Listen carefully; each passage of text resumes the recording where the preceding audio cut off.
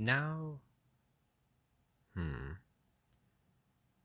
Ah, now see the sharp-tailed beast that mounts the brink. He passes mountains, breaks through walls and weapons. Behold the beast that makes the whole world stink. These were the words my master spoke to me, then signaled the weird beast to come to ground close to the sheer end of our rocky levee. The filthy prototype of fraud drew near and settled his head and breast upon the edge of the dark cliff, but let his tail hang clear. His face was innocent of every guile, benign and just in feature and expression, and under it his body was half reptile. His two great paws were hairy to the armpits. All his back and breast and both his flanks were figured with bright knots and subtle circlets. Never was such a tapestry of bloom woven on earth by Tartar or by Turk, nor by Arachne at her flowering loom.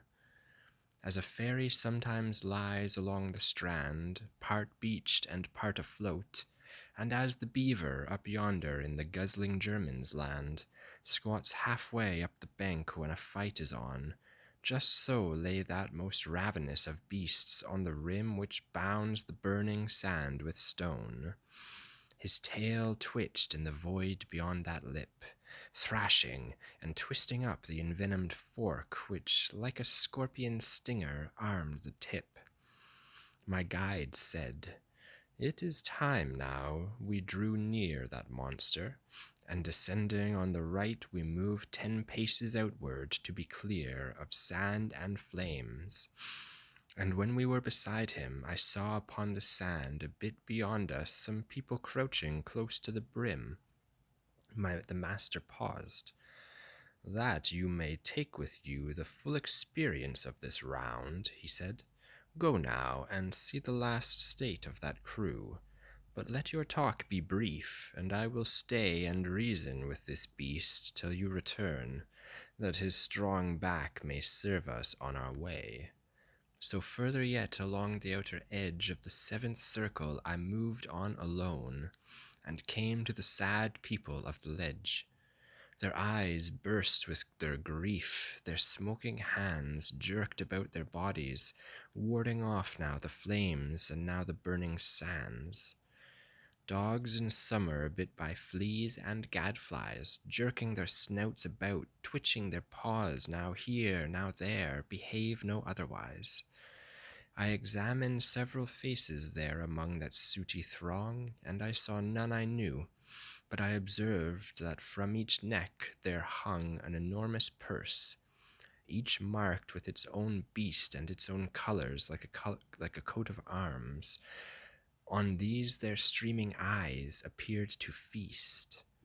Looking about, I saw one purse display azure on, or a kind of lion, another on a blood-red field, a goose whiter than whey, and one that bore a huge and swollen sow, azure on field argent, said to me, "What are you doing in this pit of sorrow?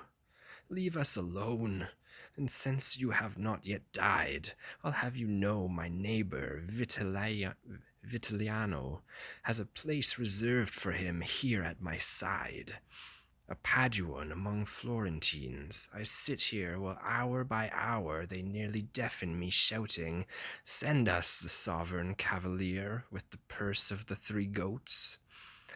He half arose, twisted his mouth, and darted out his tongue for all the world like an ox licking its nose. And I, afraid that any longer stay would anger him who had warned me to be brief, left those exhausted souls without delay. Returned, I found my guide already mounted upon the rump of that monstrosity. He said to me, "Now must you be undaunted. This beast must be our stairway to the pit. Mount it in front, and I will ride between you and the tail, lest you be poisoned by it." like one so close to the quaternary chill that his nails are already pale and his flesh trembles at the very sight of shade or a cool rill. So did I tremble at each frightful word, but his scolding filled me with that shame that makes the servant brave in the presence of his lord. I mounted the great shoulders of that freak and tried to say, "Now help me to hold on," but my voice clicked in my throat and I could not speak. But no sooner had I settled where he placed me than he, my stay, my comfort, and my courage in other perils, gathered and embraced me. Then he called out, "Now, Geryon, we are ready. Bear well in mind that his is living weight, and make your circles wide and your flight steady. As a small ship slides from a beaching or its pier, backward, backward, so that monster slipped back from the rim. And when he had drawn clear, he swung about, and stretching out his tail, he worked it like an eel, and with paws he gathered in the air, while I turned pale.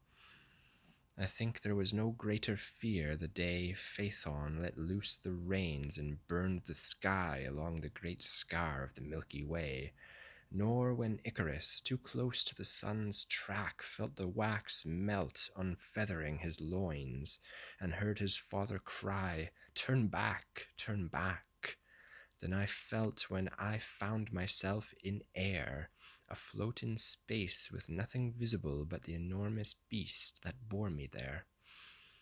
Slowly, slowly, he swims on through space, wheels and descends, but I can sense it only by the way the wind blows upward past my face. Already on the right I heard the swell and thunder of the whirlpool. Looking down, I leaned my head out and stared into hell. I trembled again at the prospect of dismounting and cowered in on myself, for I saw fires on every hand, and I heard a long lamenting, and then I saw, till then I had but felt it, the course of our down spiral to the horrors that rose to us from all sides of the pit. As a flight-worn falcon sinks down wearily, though neither bird nor lure has signaled it, the falconer crying out, "What, spent already?" then turns and in 100 spinning gyres sulks from her master's call, sullen and proud. So to that bottom lit by endless fires, the monster Geryon circled and fell, setting us down at the foot of the precipice of ragged rock on the 8th shelf of hell. And once freed of our weight, he shot from there into the dark like an arrow into air.